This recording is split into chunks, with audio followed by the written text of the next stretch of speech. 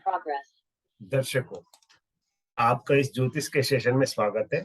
आज हम जिस विषय पे बात करना चाह रहे हैं वो ज्योतिष का बहुत अच्छा टॉपिक है। आज हम कुंडली के फलादेश के बारे में देखेंगे कि कुंडली का फलादेश कैसे किया जा सकता है। इस संदर्भ में हम कुछ कुंडलियों का उदाहरण लेंगे। आज मैं आपको लाइव बताऊंगा कुंडलियों का फलादेश कैसे किया जाता है। चलिए देखते हैं। यहाँ पे जो आप देख रहे हैं एक तुला लगन का चार्ट है, यानी एएससी जो लिखा हुआ है असेंडेंट, इसको हम हिंदी में लगन कहते हैं, यानी फर्स्ट हाउस।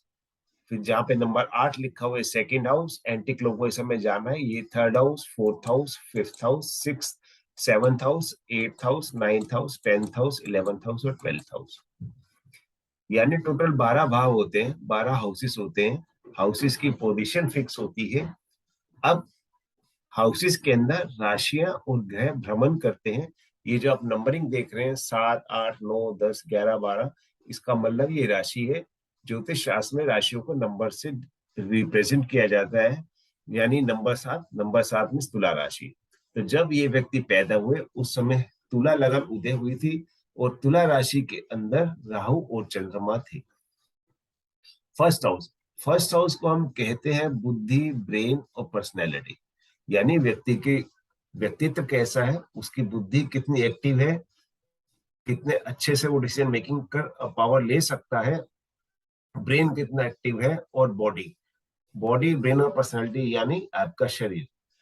अगर इसके अंदर सारे कॉम्बिनेशंस अच्छे आ जाते हैं तो इस भाव को, कुंडली के इस भाव को जितने भी फल मिलेंगे सारे पॉजिटिव मिलेंगे, अच्छे मिलेंगे।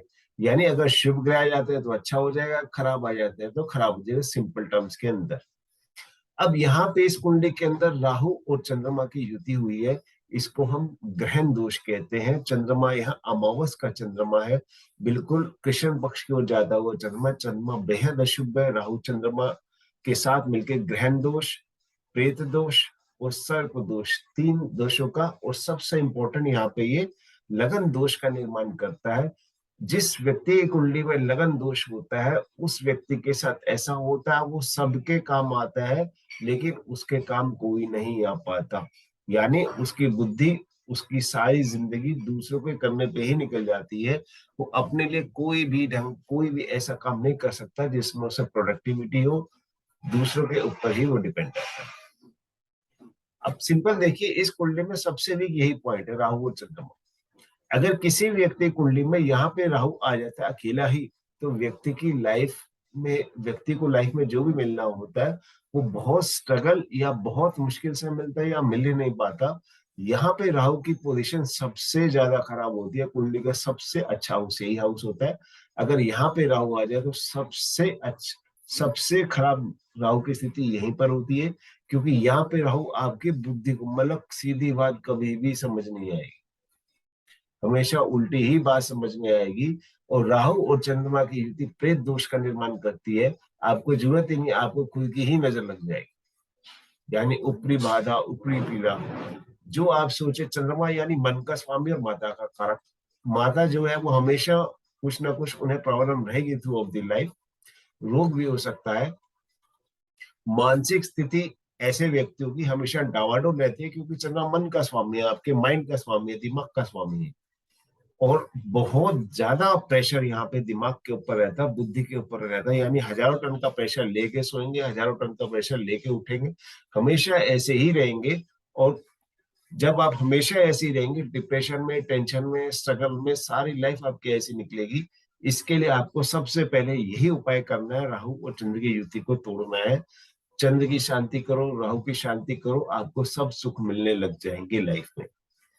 अब राहु से अब पंचम, 1, 2, 3, 4, 5, पंचम स्थान, ये फिर स्थान आपका बुद्धि का और संतान का हो गया। सप्तम स्थान 5, 6, 7, ये पति का स्थान हो गया। सप्तम स्थान जहाँ पे केतु महाराज है।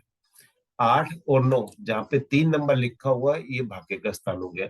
यानी स्वयं को शारीरिक तकलीफ, मानसिक तकलीफ, डिसीजन मेकिंग वीक होना, पंचम हाउस से संतान की और बुद्धि संतान प्राप्ति में विलंब और बुद्धि का दोष, नवम में भाग्य का दोष, राहु आपके इतने खानों को खराब कर रहा है लाइफ की।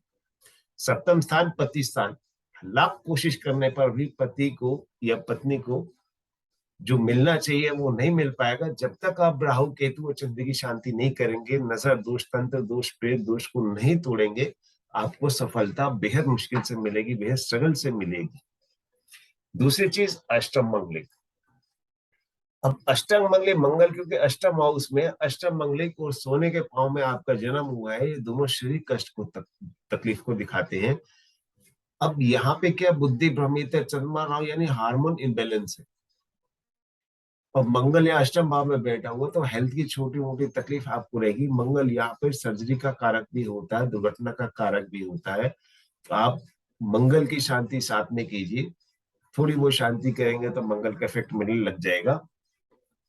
यहाँ पे सप्तम स्थान पीड़ित होने पे, अष्टम मंगलिक होने पे आपके वैवाहिक जीवन पे बहुत नेगेटिव इफेक्ट डालेगा। मैरिज लाइफ बहुत डिस्टर्ब आपकी रहेगी।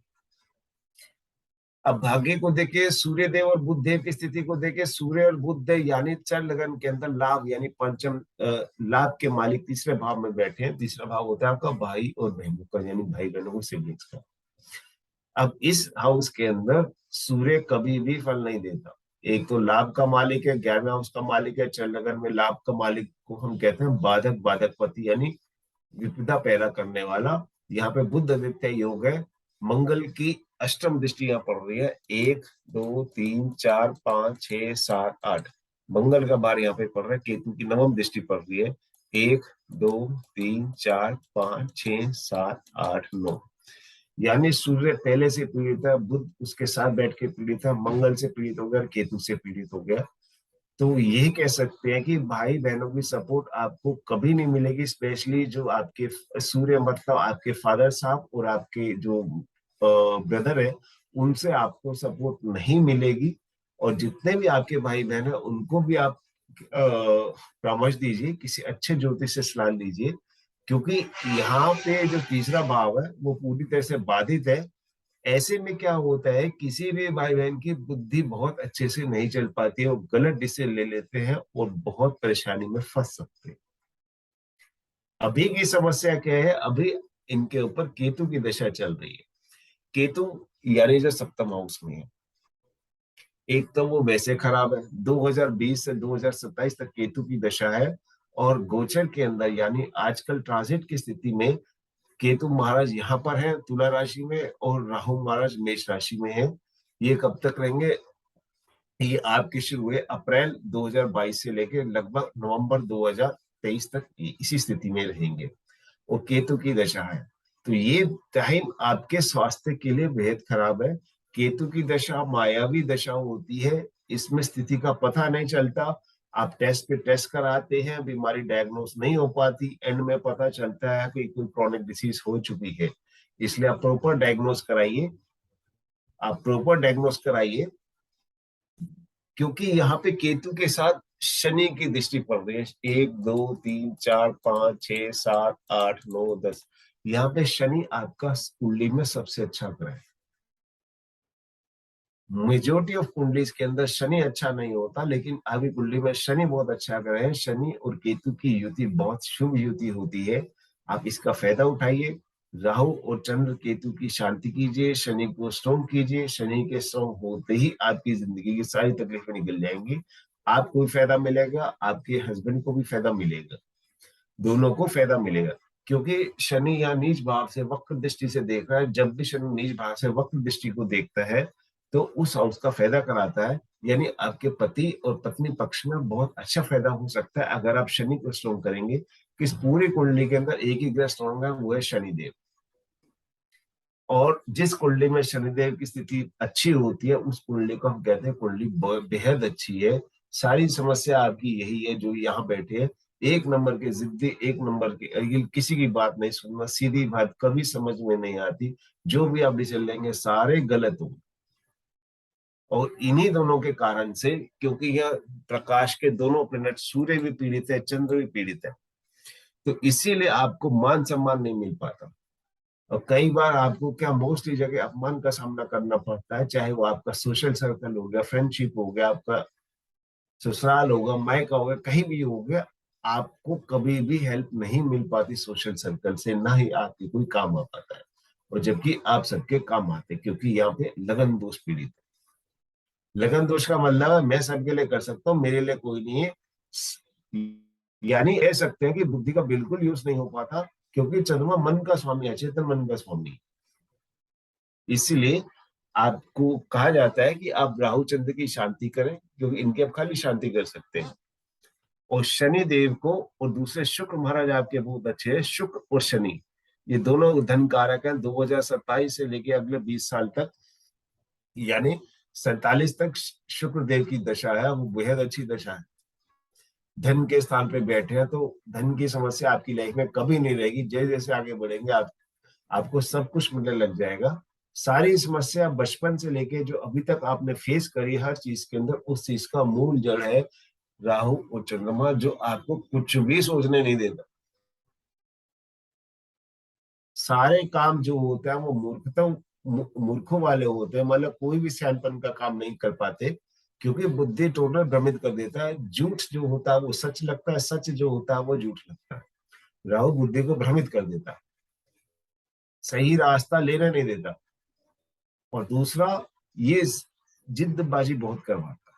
मतलब आप अड़ गए तो आपको पता नहीं चलेगा क्या कहना है क्या नहीं कहना, अपना नुकसान हो जाएगा। अभी का जो समय चल रहा है, केतु की दशा सही नहीं समझी जाती। शनि के साथ केतु का संबंध है, शनि बहुत अच्छी अवस्था में है, इसलिए केतु थोड़ा कम नुकसान करेगा।